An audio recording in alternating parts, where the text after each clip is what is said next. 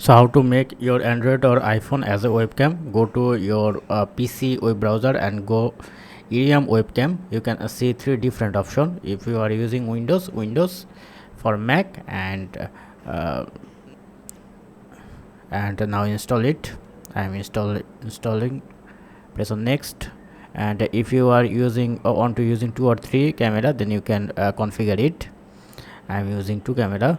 Then press on finish. Now your webcam is ready. Now go to your mobile phone and go to Play Store and or App Store, Irium webcam for PC,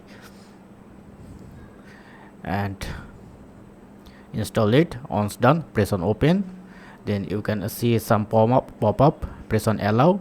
At the same time, your Windows your Irium apps is open. If you see this kind of interface, then you are connecting with Wi-Fi. You need to same Wi-Fi. Now it's working, you see.